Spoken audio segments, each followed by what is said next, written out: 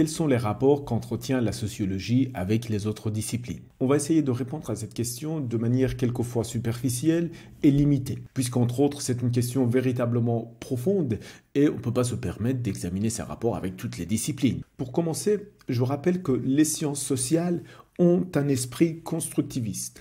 Et dans les sciences sociales, particulièrement la sociologie. Et dans la sociologie, particulièrement l'approche interactionniste. Il faut bien comprendre, mesdames, messieurs, cette posture constructiviste et quelquefois, il faut bien l'admettre, imposture constructiviste de ces sociologues les place dans une position particulière vis-à-vis des autres disciplines. Une position à partir de laquelle ils voient toutes les réalités qui les entourent comme des constructions sociales potentielles. Pour donner un exemple dès le début de notre raisonnement, la chimie et la physique entrent très rarement en opposition explicative. Les explications relevant de la chimie ne cherchent pas à déconstruire les explications de la physique, tandis que les explications sociologiques explicitement ou implicitement, déconstruisent, décrédibilisent, voire même réfutent certaines explications de certaines disciplines. Je dis bien certaines disciplines puisque ce n'est pas le cas de toutes les disciplines. Et c'est de cela dont on va parler. On va commencer avec les sciences exactes et naturelles. Ensuite, on va parler de ces rapports avec les autres disciplines dans les sciences humaines et sociales. On va commencer par le commencement, c'est-à-dire les rapports de la sociologie avec la physique. Je rappelle qu'historiquement, la sociologie a failli d'être appelée la physique sociale. D'où la reconnaissance pour cette discipline et ses propriétés en tant que discipline scientifique. Ainsi, Auguste Comte et d'autres positivistes considéraient que la sociologie devrait quasiment copier-coller les méthodes d'observation et d'analyse dans les sciences exactes et naturelles. Et grosso modo, jusqu'à la fin des 30 Glorieuses et plus précisément jusqu'aux événements en rapport avec l'esprit de mai 68, l'autorité scientifique de la physique n'était pas véritablement mise en question. La littérature sociologique était particulièrement pauvre en la matière. Non seulement les méthodes de recherche dominantes suivaient les méthodes de recherche en physique et dans les sciences exactes, mais en plus, sémantiquement, on allait chercher un certain nombre de concepts auprès de cette discipline. La dynamique, la cohésion, que sais-je encore, le champ, toute une série de concepts se sont pénétrés dans les sciences sociales et en particulier en sociologie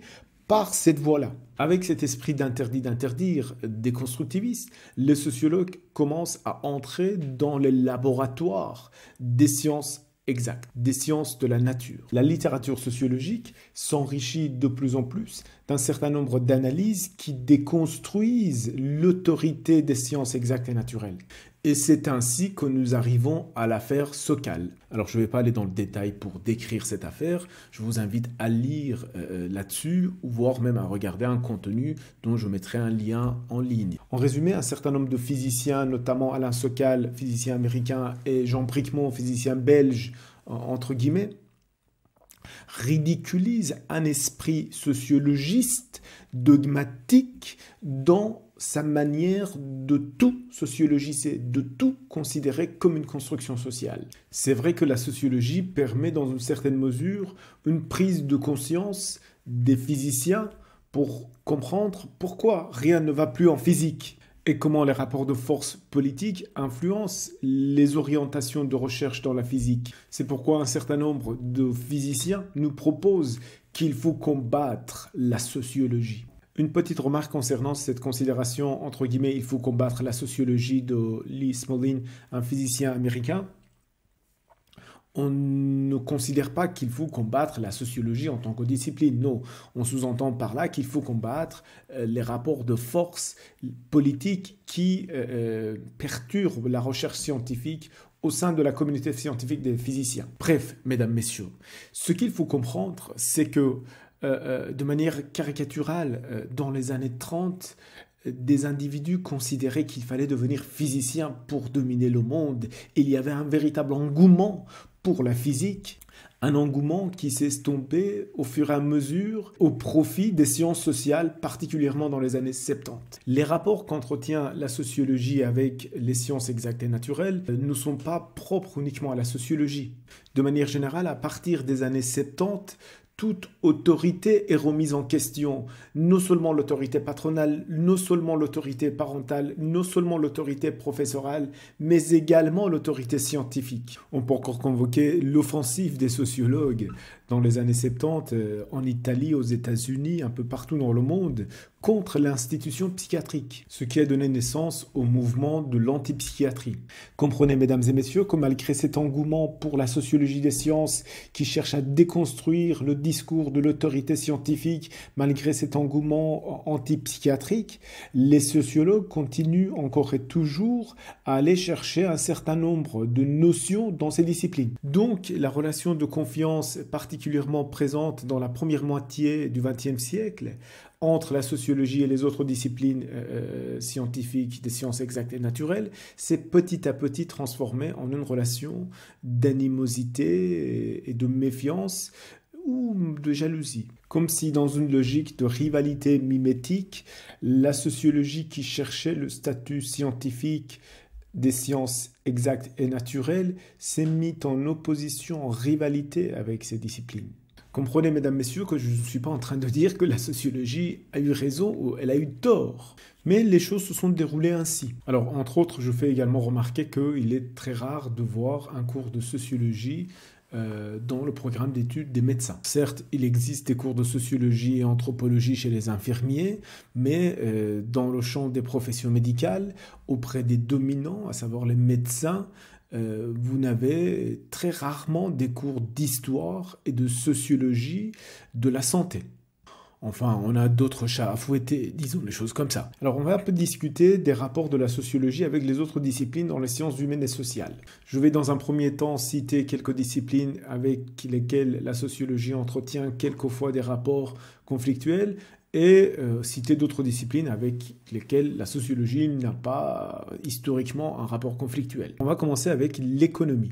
Il faut bien comprendre que l'économie n'est certes pas une science exacte, mais elle a réussi dans une certaine mesure à se faire passer pour une science exacte dans les représentations collectives des gens. Ce qui fait que la sociologie jalouse l'économie de par cette reconnaissance dans les représentations collectives de son statut scientifique pour l'économie. Une jalousie qu'on peut considérer comme illégitime en disant que oui, mais c'est que l'économie est davantage restée fidèle aux principes positivistes, alors que la sociologie s'en est égarée. Une jalousie qui est également renforcée par une rivalité politique. La plupart des sociologues sont davantage à gauche de l'échiquier politique et la plupart des économistes sont davantage à droite de l'échiquier politique. Une rivalité entretenue entre autres par des considérations épistémologiques différentes, voire opposées. D'un côté, vous avez l'homo economicus chez les économistes, avec le capital économique comme le facteur explicatif central. De l'autre côté, vous avez l'homo sociologicus, avec le capital culturel comme le facteur explicatif fétiche des sociologues. Quant à la psychologie, les choses ont été dites très clairement dès le début, je dirais par les pères fondateurs de la sociologie, à commencer par Émile Durkheim, à savoir il faut expliquer le social par le social. De manière même provocatrice, il va chercher le suicide comme objet d'étude pour montrer comment on peut expliquer le suicide, affaire potentiellement psychologisable, individuelle, par le social. Même auprès de Max Weber qui considère qu'on ne peut pas se passer de la rationalité des individus, de leur logique, de leurs préférences, de leur motivation. Même auprès de lui, on considère qu'il ne faut pas pourtant oublier la dimension sociale de ces rationalités. Ainsi, la rationalité de toute action est sociale, c'est-à-dire qu'elle est au regard d'une interaction avec autrui. Oui, avec la psychologie, la sociologie entretient grosso modo un rapport condescendant. Certes, il y a des approches en psychologie qui ont parfaitement intégré ce regard social et avec lesquelles les sociologues n'entraînent pas une animosité. Notamment en approche systémique ou en psychologie sociale, on a des considérations hautement sociologiques. Bien que l'échelle d'analyse n'est pas forcément macro, mais plutôt micro et méso, néanmoins, les considérations sont bel et bien sociologiques. À commencer par Kurt Lewin, qui, grosso modo, a les mêmes considérations épistémologiques qu'Émile Durkheim, mais qui s'intéresse principalement aux groupes restreints, à la dynamique des groupes restreints. Ou dans l'autre sens, un certain nombre de sociologues particulièrement interactionnistes sont très reconnus dans la littérature en psychologie. Avec l'histoire, de même, il n'y a pas forcément d'animosité, surtout si vous faites de la sociologie compréhensive, si votre approche est diachronique. Peut-être quelquefois il existe des divergences dans l'interprétation des faits historiques, mais dans l'ensemble, il n'y a pas potentiellement une animosité entre ces disciplines. En tout cas, l'interprétation sociologique par excellence est de considérer des grands hommes historiques comme les fruits d'un contexte historique. Ainsi, on reste fidèle au principe d'expliquer le social par le social. Avec le droit, non seulement il n'y a pas d'animosité, au contraire, il existe une très belle complémentarité, d'autant plus que quand on voit la qualité des analyses d'un certain nombre de sociologues, qui ont une formation juridique dans leur cursus. De même, en linguistique, il n'y a pas forcément des rapports d'animosité, au contraire de confiance, et ceci donne naissance à des alliances de plus en plus profondes, d'autant plus que le capital linguistique est un des capitaux favoris dans leur explication sociologique. Des alliances qui se traduisent par les études en sociolinguistique, par des rapprochements épistémologiques auprès des structuralistes, bref. Il n'existe pas véritablement de relation d'animosité. Alors, avec la géographie, vous avez véritablement un concurrent, on va dire un concurrent redoutable face à la sociologie, d'autant plus qu'en géographie, vous avez la géographie physique et la géographie humaine. Si vous voulez, en géographie, dans une approche intégrée entre la géographie humaine et la géographie physique, on n'hésite pas à proposer des analyses transversales qui prennent en considération les conditions météorologiques, par exemple, pour expliquer un certain nombre de comportements humains. Ce qui n'est pas du tout sociologiquement correct. C'est-à-dire qu'il faut expliquer le social par le social.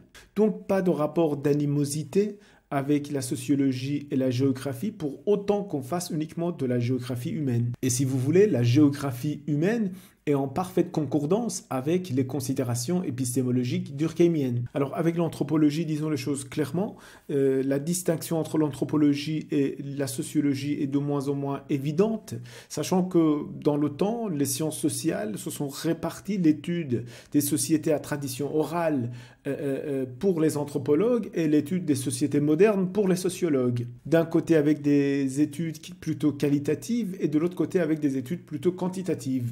Cette distinction est de moins en moins évidente et ne représente qu'un intérêt, disons, concurrentiel entre des institutions, des acteurs qui tentent par des logiques de distinction de se différencier quelquefois artificiellement. Pour finir, j'aimerais bien, mesdames et messieurs, parler des rapports de la sociologie et de la philosophie, sachant que la philosophie n'est certainement pas une discipline scientifique. Comme on l'avait dit auparavant, la sociologie est née avec un esprit, une volonté de rupture, de divorce avec des considérations métaphysiques, avec une volonté et un attachement particulier vis-à-vis des questions de la méthode, vis-à-vis des questions de la méthode pour la récolte des données empiriques. Certes, il y a la dimension conceptuelle à la sociologie, parce qu'il nous faut des concepts, il faut construire les notions et se méfier des prénotions des acteurs.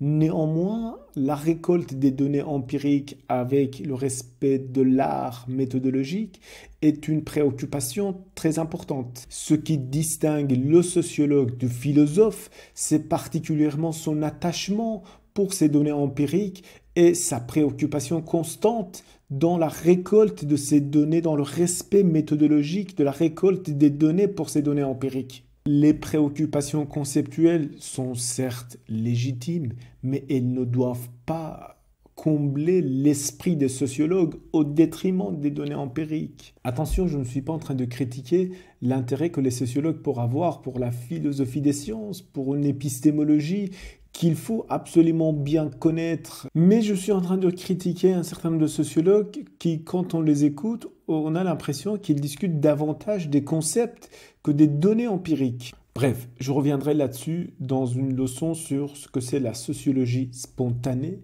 prochainement. Je vous remercie d'avoir regardé cette vidéo. Si vous avez des questions, n'hésitez pas à les poser dans les commentaires. À bientôt.